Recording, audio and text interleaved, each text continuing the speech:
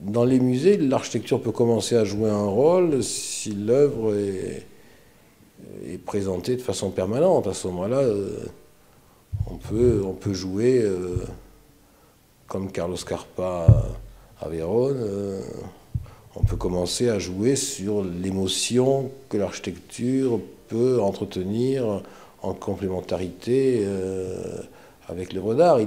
L'architecture peut aider l'œuvre d'art à s'exprimer, peut aider l'œuvre d'art à être dans la meilleure situation d'échelle, de lumière, de découverte par rapport aux angles de vue, par rapport... Alors là, il peut commencer à y avoir un choc émotionnel qui soit préparé et qui soit vraiment proche de l'origine de l'œuvre ou de l'esprit de l'œuvre. Ça, ce serait idéal.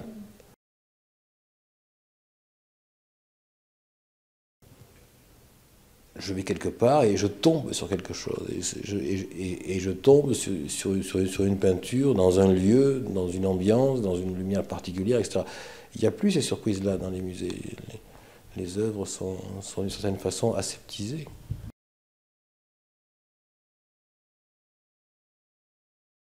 Le musée du Quai Branly, on va essayer effectivement de créer une grande galerie où il n'y ait pas de contradiction trop forte entre la nature de l'architecture qui accueille et les œuvres qui sont là.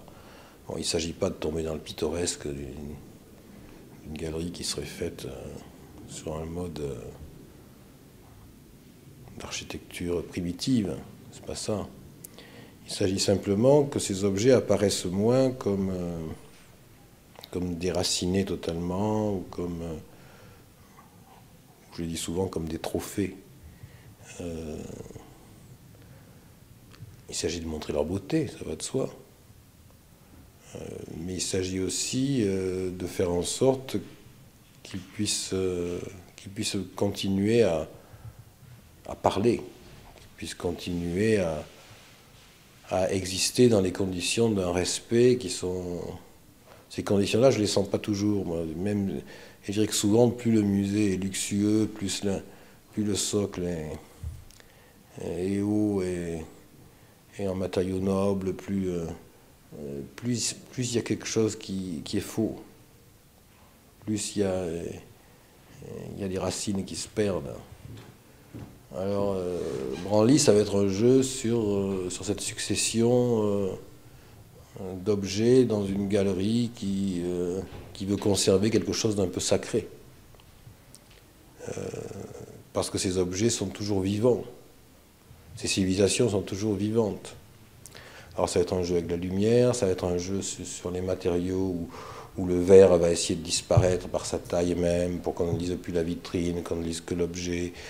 Ça va être un jeu sur différentes ambiances, dans des micro-architectures qui correspondent à des boîtes dans lesquelles on recrée les ambiances qu'on veut.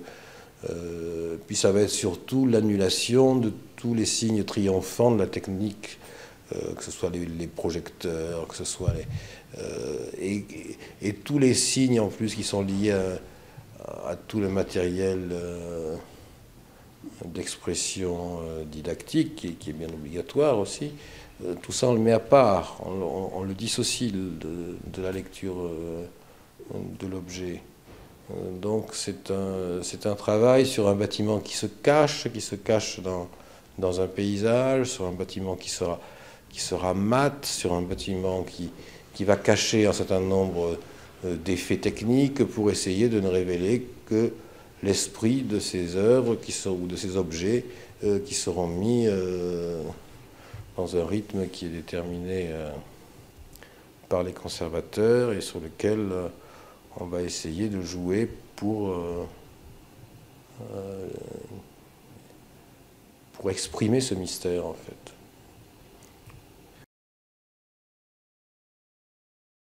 Pour y entrer, il faut traverser le jardin et on ne sait pas trop où est l'entrée. Et puis quand on est rentré, on ne sait pas trop si ce bâtiment il est ouvert à tout vent ou s'il y a du verre dedans. Quand on est dans la grande galerie, on On ne sait pas trop dans quel type d'architecture on est en fait. Donc c'est cette déstabilisation-là qui m'intéresse, parce que je trouve que paradoxalement, c'est une vraie accroche pour tous les objets d'art qui sont là. Donc c'est un jeu sur leur vie qui continue en fait, quoi. C'est leur havre de paix, si on pouvait y arriver. Ce serait ça.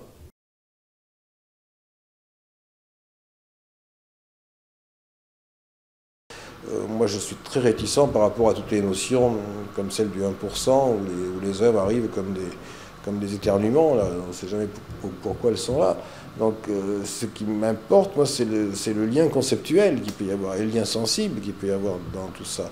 Pour moi, une œuvre qui vient dans mon architecture, c'est un approfondissement. Si ce n'est pas un approfondissement, j'en veux pas. Donc c'est cet approfondissement-là qui m'intéresse. Donc là, je sais que sur ce travail de perception de nuit, son œuvre apporte vraiment quelque chose de formidable.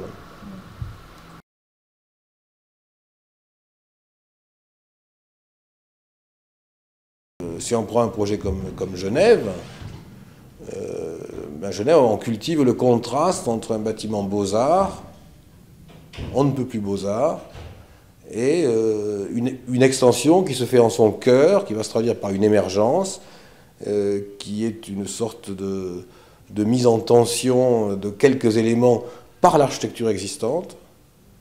Et en fait, on renforce une donnée scénographique liée à la muséographie du début du siècle, qu'on remet en situation quasiment comme si on la découvrait en 1900, et qu'on met en contraste total avec une muséographie du XXIe siècle. Donc c'est dans ce raccourci, c'est dans ce collage immédiat qu'émotionnellement quelque chose se passe. Donc toute architecture se crée dans un contexte.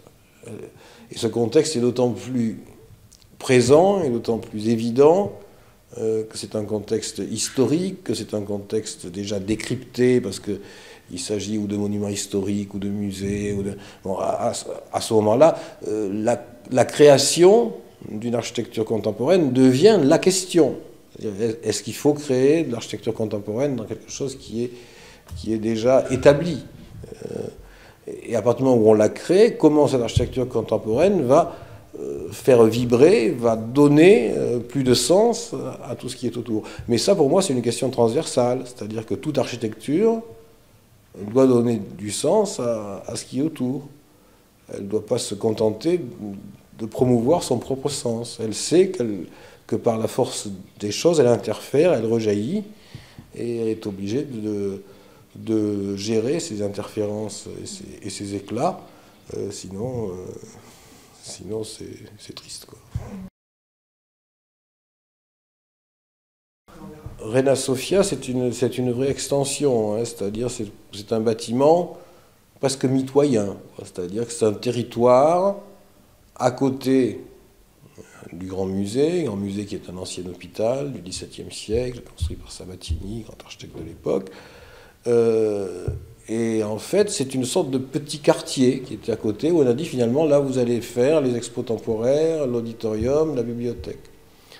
Donc c'est un peu comme si Reina Sofia, le musée Reina Sofia, étendait son pouvoir sur un territoire plus grand.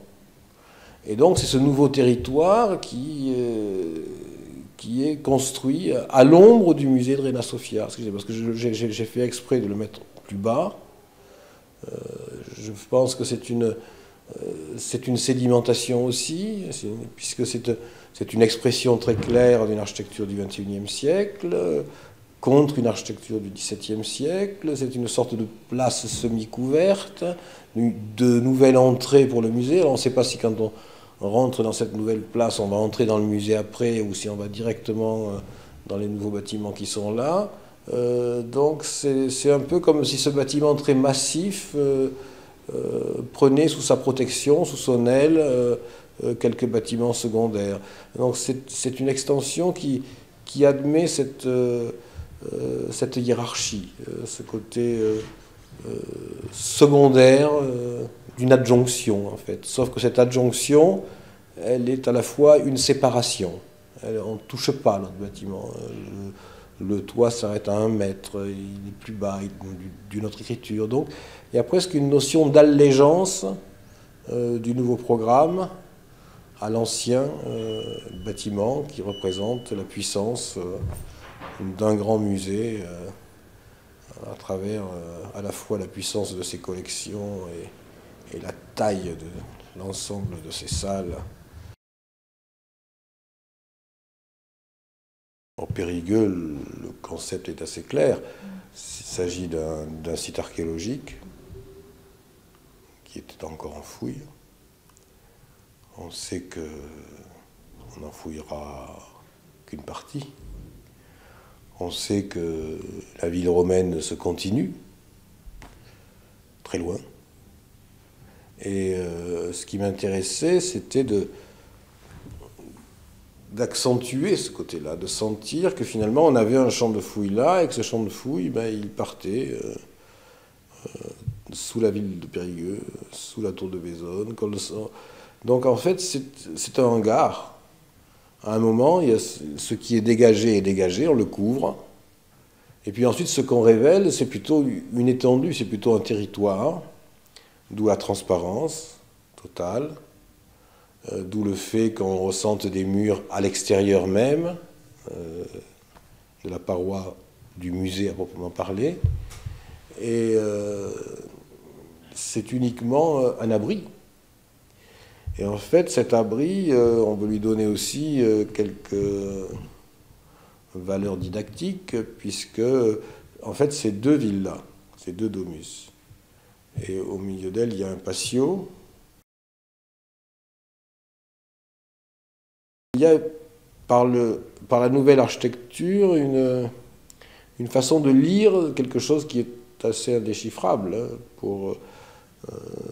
Donc on peut se repérer. Une architecture permet de lire l'autre. En même temps, on va aller se promener, comme dans les fouilles actuellement, on va aller se promener entre les murs, on va aller voir un peu ce qu'il y a encore sur certains murs, s'il y a quelques peintures, quelques objets. Donc en fait, pour moi, c'est autant un projet de paysage. C'est un fragment de paysage couvert, avec quelques ruines en dessous. Et on sent que ces ruines, ces fouilles, elles partent loin. Et puis après, il y a le cadrage de la ville autour. Donc c'est un projet à la fois très calme et très simple, mais qui essaie d'aider un tout petit peu à la compréhension de ces contradictions historiques. À chaque fois, c'est des stratégies qui sont différentes. Donc, j'espère que les musées sont à chaque fois une réponse à ces questions et pas automatiquement la plus attendue. Mais je crois qu'il faut une réponse d'ordre conceptuel d'abord, et puis ensuite il faut trouver les moyens de la mettre en place. Mais ce qui est, je crois, frappant sur ces musées-là, c'est qu'ils ne se ressemblent pas, une fois encore. C'est-à-dire qu'ils n'ont pas beaucoup de dénominateurs communs. Je crois qu'il faudrait se questionner sur savoir si on est obligé de les faire comme ça. Enfin, je crois qu'il y en a quelques-uns qui se posent la question. Mais ce que je trouve le plus questionnant, c'est l'accumulation des musées. C'est le fait de... Dans une bibliothèque, c'est normal qu'il y ait une accumulation. On sait qu'on n'est pas obligé de tout lire, ça va. On n'est même pas obligé de regarder tous les livres. Je veux dire, la tranche de tous les livres. Mais dans un musée, ils sont là, donc il faudrait apprendre à ne pas voir les musées comme on les voit. Il faudrait aller directement devant telle peinture qu'on a envie de voir, court-circuiter les salles, se protéger presque pour être intact, pour recevoir ce qu'on a à recevoir ou voir ce qu'on a à découvrir.